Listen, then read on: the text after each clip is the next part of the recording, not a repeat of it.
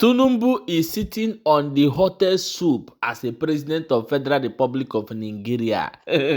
My people, they say that the Biafran, so the US Congress and the senators, so all the whole politicians were there for inside US are now talking on behalf of may they release Mazin and the Carlo. Said Nigeria has no solution. Would they talk that one? Now Tiunbu wife and the co carry 9 million go US. The money where they carry go US don't put them for trouble. Now they deny everything. US don't know Nigeria as a lie country. Things are happening. I'm going to play you a video. May you watch waiting they play for Nigeria currently. As they watch this video, they share them and drop your own opinion for inside comment section. Don't forget to give us a follow so that you don't go miss every update we will drop.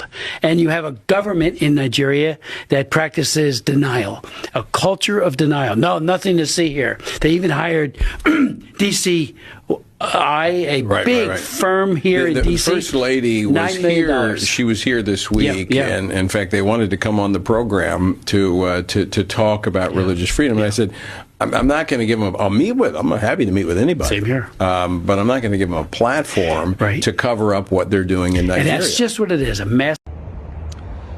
To my brothers and sisters in Biafra, you must know there is so much work going on in the United States of America and around the world with literally, of the people I know, hundreds of people, just myself, reaching out to my fellow parishioner in my home church of St. Gertrude, J.D. Vance, the vice president, to all the many hundreds of people reaching out to so many people. You must know this $9 million that has been wasted on lobbying efforts in D.C. is going to be worthless because it's not having an effect. The word has gotten out. People know that Mazi is innocent. People know about the abhorrent genocidal type efforts that are happening to you in Biafra. And I promise you, good things are happening and about to unfold. Evans? Well, my brother, I tell you, they may have the money, but we've got the truth. Amen. And truth will trump money every day. What's happening to Mazin Nnamdi Kanu is atrocious, and there is no amount of money, there's no amount of lobbying that is going to hide the truth. We are working feverishly every day, walking the halls of the Congress, making sure that every lie they tell is counteracted by the truth. And the people are listening because the truth is usually clear. If you can't believe someone because they've told you a lie, how can you believe anything else that comes out of them? Remember, this whole idea of Christian genocide was something that is non-existent. This current government covered it up. 3 weeks ago, they covered it up. 2 months ago, they're lying about it. If they lie about that, they're lying about everything else. You cannot believe whatever you've heard regarding this innocent man languishing in jail. He needs to be out. He doesn't belong there. And the truth, and only that, will set all of us free, including Mazin Nnamdi Kanu himself. And we will not relent. We will not relent. Amen. We will not relent. Amen. Whatever it takes. And no, the proof, you saw the proof in both the truth sent out by the President of the United States and what happened on December 25th. And people all over America. Just an hour ago, I held hands with friends down the street and we prayed, and you continue to pray as well, because with prayer and the truth, nothing will stop justice from being done. Amen. It is better Fulani by every member of your family than an Igbo man becoming the president of Nigeria. And Fulani gave you exactly what you want. And why are you complaining? Yoruba, the day you stop evil, the day you stop supporting crime, thy days may be long, but you say no. The presidential ambition of Tinubu is worth more than the lives of millions of Yoruba. Now they are counting Yoruba lives littered on the floor in thousands. They have taken over Ocean. They are now forcing you people to accept Sharia law. If you don't accept Sharia law, you are gone. In Kwara State, you can't practice your traditional festival, your Isheshe festival, your culture. Everything has been totally eradicated by Fulani because you no longer have Oba, you now have Emir. But now they can't want you. You say no, he's a warmonger. Let him remain in prison. Let him stay in Sokoto prison. Why Fulani terrorists? Let them be working freely.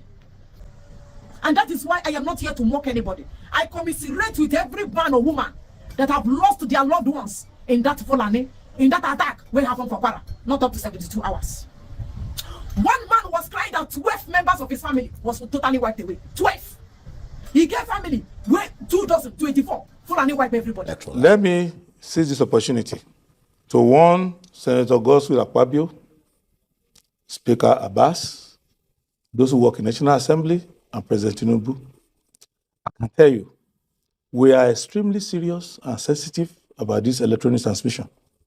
And if they want the democracy to end on this subject, we will give it to them.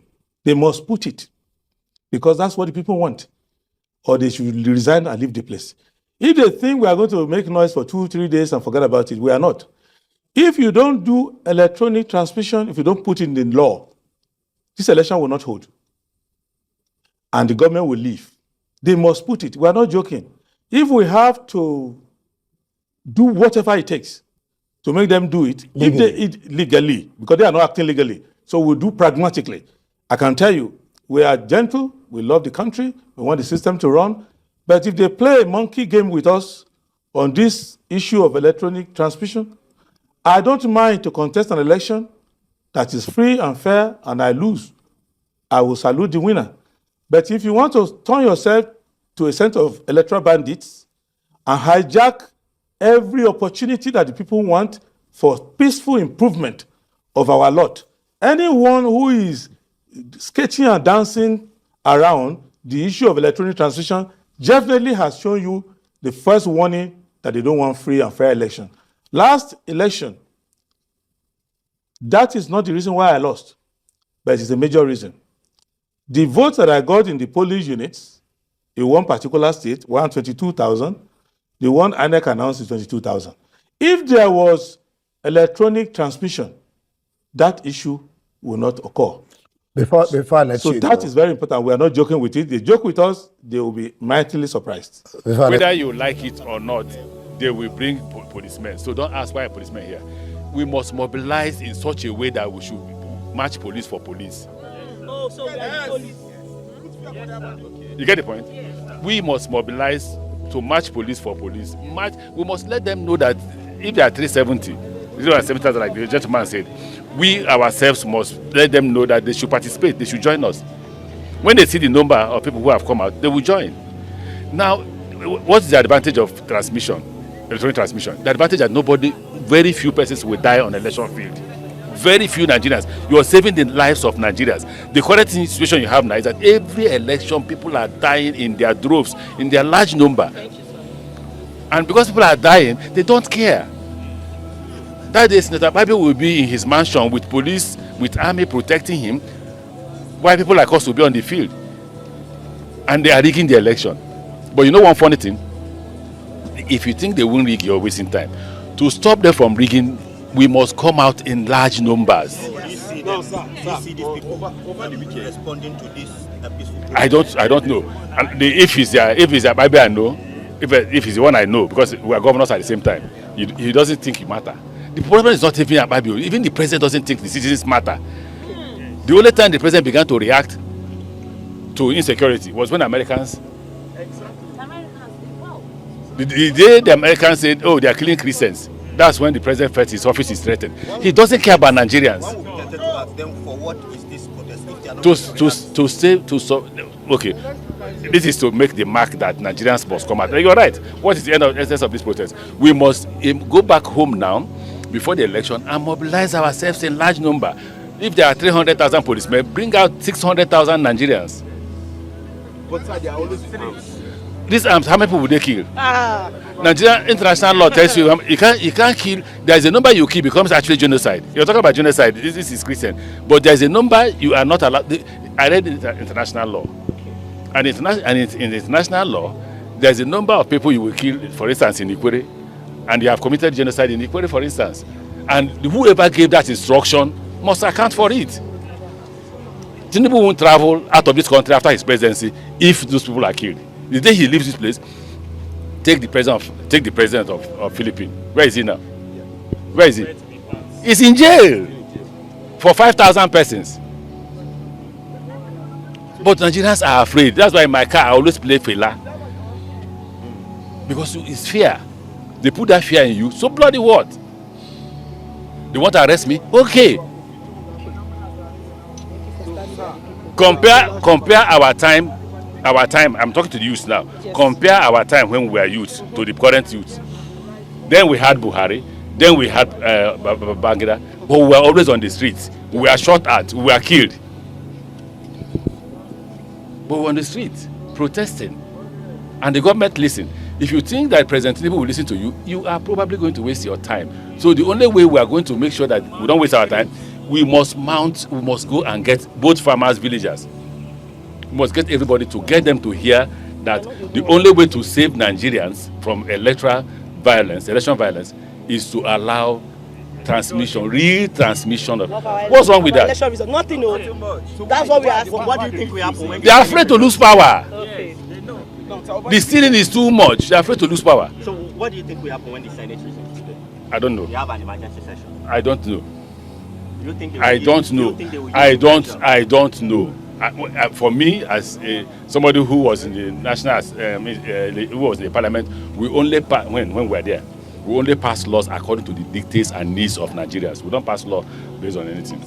Boss remote, go and buy Starlink. How much is Starlink? That's where I'm coming to now. That's where we are coming to. The guy asked him for those remote areas where there will be network issues. Do you have okay. It's an indication that probably these things could be rigged or manipulated.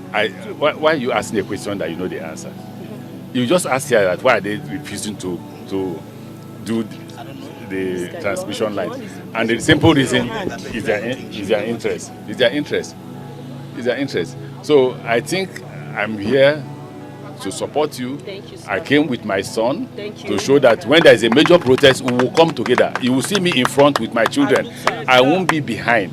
But the problem is that Nigerians must wake up. Thank you, sir. We must wake up. If we don't wake up, for supporting Nigeria. Do you not be concerned that this National Assembly may suspect may rather make the allegation that the opposition party has hijacked this? That's not true. Knowing that you're a prominent figure in the opposition. Okay, if it's the opposition party, that's one of the reasons why I didn't want to come out. Because I believe that the opposition parties should come out. I believe that PDP, ADC, everybody should bring everybody out to protest against the attempt of one party. Well, it depends on which type of. No, there's another PDP that is with governor of Oyo State. They should join the ADC. ADC should come out. If we come out, then they can call whatever you like. Call it the political opposition has hijacked. What is APC doing? All right. I don't know people hijacking. What are they afraid of? I thought they said they have 31 governors. Tinubu is not Jonathan. Tinubu is not Jonathan. If he is that an expert, if he has done so, see, the only way a good politician can know whether he has done well or not is by the people. Thank you. And I thank all of you. Thank you. Igbos. Anyway, take a listen to the interview. President Trump has also threatened further strikes in Nigeria if they're working with the government in that area. Yeah, so would Nigeria welcome that deeper U.S. involvement? We did. It was quite a blessing. You know, whatever is happening, you know, at times, who would have, you know, you said President Trump recognized me. Who would have thought that would happen, to even say the least? So when you look at that, you know, I'm getting global recognition in all of it, you know, despite, and that is what life is all about. If something is going to be good, it will come from to all the hotspot areas in Nigeria, like Plateau State, Benue State, Taraba, and also other communities that they felt that they needed. So, and that's what, you know, has been happening. So we hear what the world is saying. We are concerned about our people's safety. Nigeria is a country that, you know, encourages freedom of religion, and which is entrenched in our constitution. And we're trying to make sure that even investors, when they come to Nigeria, because our, you know, economic growth is rising steadily, and then we want to make. My people, this na wetin dey go on for inside Nigeria as we dey talk. E don read. Share the video and drop your own opinion for inside comment section. A lot of things is going on underground. You see this 2027 election, the APC bandits they are trying every possible best to be in power again. But in other way hand, the country is already falling apart. Let us know your wish for Nigeria in comment section. Share.